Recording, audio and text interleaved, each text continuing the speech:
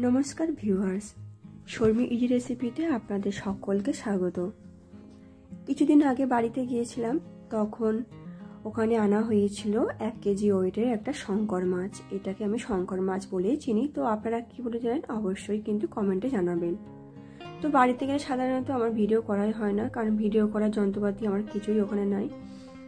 তো তবুও মাছটা এত সুন্দর লাগছিল, সেজন্য আমি ভিডিও না করে আর পারলাম না। তো আজকের রেসিপি শঙ্কর মাছের ঝোল। তো খুব সিম্পল একটি রেসিপি, বাচ্চা থেকে বড় কিন্তু সবাই ভালো লাগবে।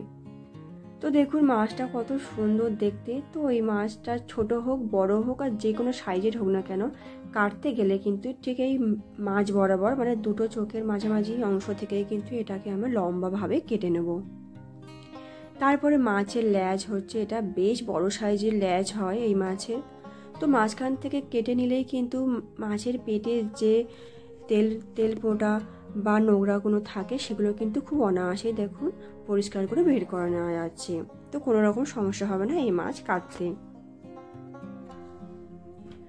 তো তারপরে আপনারা যেরকম পিস করতে চান, সাধারণত এই মাছের পিসগুলো একটু বড় বড় আর চওড়া রাখা হয়।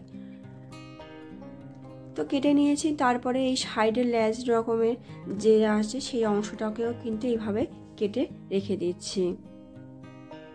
তারপর মাছটা যেহেতু খুব একটা বড় না, সেই জন্য আমি 2 টুকরো করে নেব। আপনারা যদি বড় মাছ হয়ে থাকে তাহলে কিন্তু এটা 3 টুকরো করতে পারেন।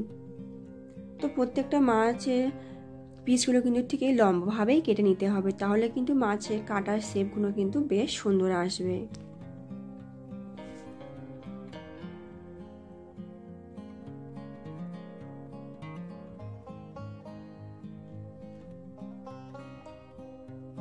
লম্বা করে কেটে নেওয়ার পর কিন্তু আমি একটা লম্বা অংশটাকে আমি 3 টুকরো করে নিয়েছি।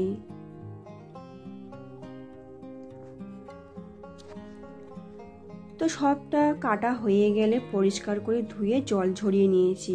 আর মাছের পিসগুলো কিন্তু একটু মোটা সাইজের রেখেছি, কারণ সাধারণত এই মাছের পিসগুলো যদি খুব ছোট হয়ে যায় তাহলে কিন্তু ভেজে নিলে কিন্তু একদমই আর খুঁজে পাওয়া যাবে না। সেজন্য একটু মোটা করে রাখতে হবে, ভাজার পরে কিন্তু অনেকটাই পাতলা হয়ে যাবে।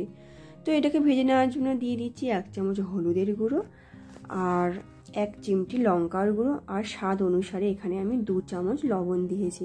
দিয়ে খুব ভালো করে সব কিছু একসাথে মিশিয়ে নিয়েছি।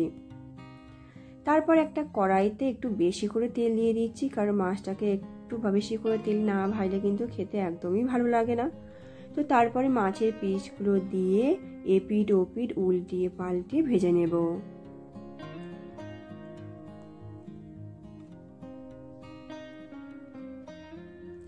মাছটা যখন ব্রাউন কালারে হয়ে আসবে, একটু মচমচে মতন হয়ে আসবে, তখন একটি পাত্রে তুলে নেব। আর একটা বড় আলুকে আমি 4 পিস করে নিয়েছি, বেশ একটু মোটা মোটা সাইজের রেখেছি। তো সেই আলুটাকে ওই তেলের মধ্যেই হালকা করে ভেজে নেব।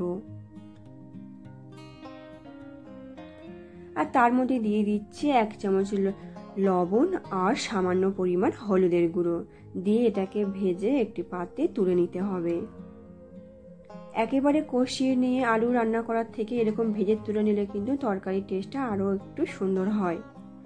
তো ওই একই তেলেই দিয়ে দিচ্ছি দারচিনি আর একটা শুকনো লঙ্কা। তারপরে একটা বড় সাইজের কুচানো পেঁয়াজকে দিয়ে হালকা নাড়িয়ে চাড়িয়ে দিয়ে দিচ্ছি 1 চামচ রসুন বাটা আর 1 চামচ আদা বাটা। তো আমি এখানে হামান দিস্তাতে বেটেছিলাম, সেই জন্য কিন্তু কিছুটা গোটা গোটা মতনই আছে, খুব ভালো নির্মিশি হয়নি। তো তারপর 4 রকমের মশলা দিয়েছি। রঙের জন্য দিয়ে দিয়েছি 1 চামচ হলুদের গুঁড়ো আর 1 চামচ লঙ্কার গুঁড়ো, আর স্বাদের জন্য দিয়েছি 1 চামচ জিরে গুঁড়ো আর 1 চামচ ধনের গুঁড়ো। তো মশলাটাকে খুব ভালো করে কষিয়ে নিয়েছি। সঙ্গে কিন্তু টমেটো দিতে ভুলবেন না, কারণ টমেটো ছাড়া কিন্তু তরকারি তো আমি করতেই পারি না। তো তারপর মশলা কষানোর পরে আলুটা দিয়ে কষিয়ে নিয়ে গরম জল দিয়ে দিয়েছি, কারণ আমি সাধারণত বেশিরভাগ তরকারিতে গরম জল দিতে পছন্দ করি। তারপর যখন ঝোলটা খুব ভালোভাবে ফুটে আসবে, তখন ভেজে রাখা মাছের পিসগুলো দিয়ে দেব। সামান্য পরিমাণ চিনি দেবো যাতে টেস্টটা আরও সুন্দর হয়। আর নামানোর আগে কিন্তু গরম মশলা আর ধনেপাতাটা দিয়ে দেব। ব্যাস, আমাদের রেডি শঙ্কর মাছের ঝোল। তো প্রতিনিয়ত আমরা কিন্তু এরকম রেসিপি বাড়িতে অনায়াসেই বানিয়ে থাকি। তো বাচ্চা থেকে বড় কিন্তু আমরা এটা খেতে খুব ভালোবাসি। আর ধোঁয়াওটা গরম ভাতের সাথে কিন্তু এই তরকারিটা বেশ দারুণ লাগে। আর এই মাছটা এমনই কিন্তু বাচ্চারা কিন্তু অনায়াসে একা একা খেতে পারবে, কারণ কোনো রকম কোনো কাঁটাই থাকে না, তো কোনো রকম ভয়ও থাকে না। তো ভিডিওটা ভালো লাগলে অবশ্যই করে লাইক, শেয়ার, কমেন্ট আর সাবস্ক্রাইব করতে ভুলবেন না। আবার দেখা হচ্ছে নেক্সট এপিসোডে অন্য কোনো ভিডিওতে।